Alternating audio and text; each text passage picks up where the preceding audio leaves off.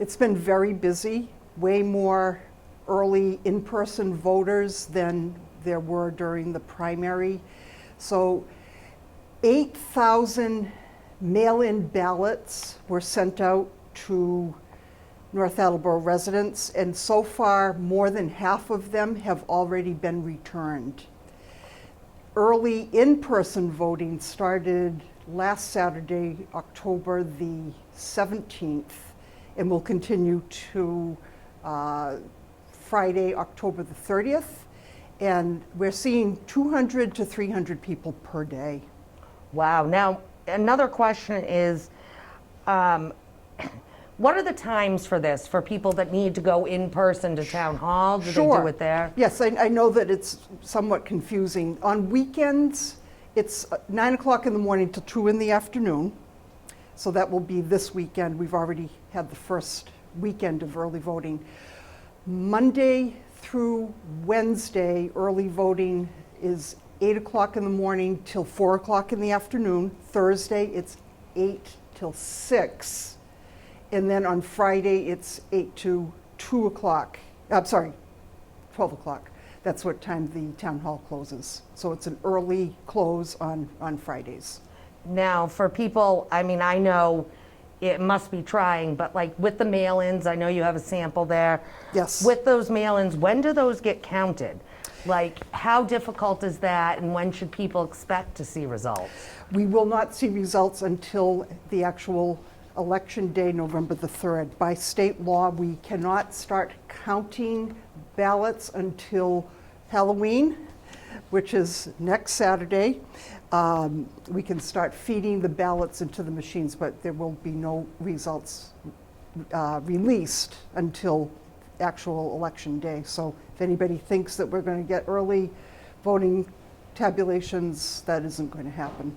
How much more work has that made for you in the election commission? Oh, so much more. I mean, the ballots just come in, it's nonstop. So several deliveries a day are made from the post office, huge bins.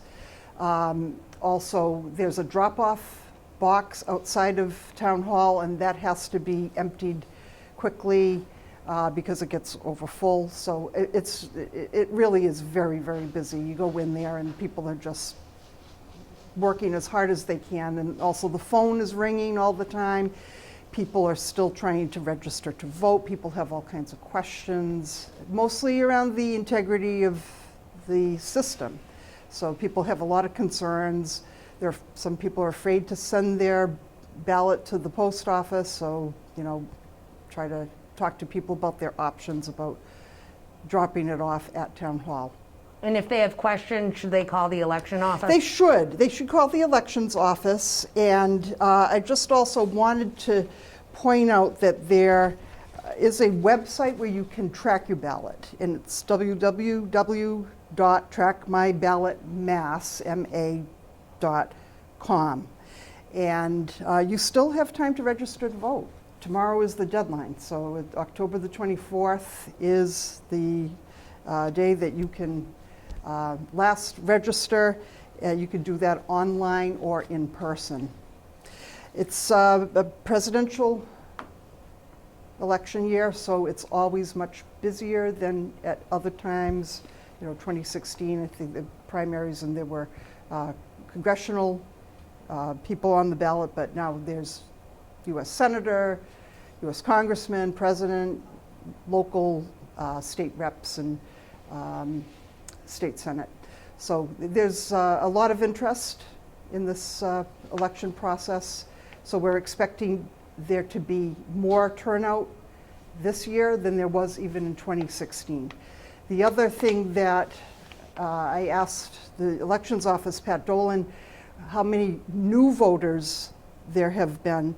And I expected the answer to be there'd be a lot of young people that have signed up, and a lot of young people have signed up, but a lot of people that have never voted and never registered to vote, middle-aged, old, youngish people. There's a lot of first-time voters, and it cuts across all age groups. So there's a lot of interest out there in participating in this particular election. Well, good luck come November. Thank you. November 3rd will be a busy day. Oh, just so people know, 7 o'clock is when the polls open. It's only at the high school. It's not down at the cinema this year, so everything will be at the high school. It will go till 8 o'clock at night. There will be social distancing. We only allow a certain number of people in at a time. So the other thing that you can be assured about is that we try to take a lot of sanitary measures into play. You're given an antiseptic wipe to wipe down your polling booth after you vote, as well as a pen, and the pen goes into a bin where that gets disinfected. Masks are required, but that has gone very, very smoothly so far. We really haven't run into any difficulties, and so far so good.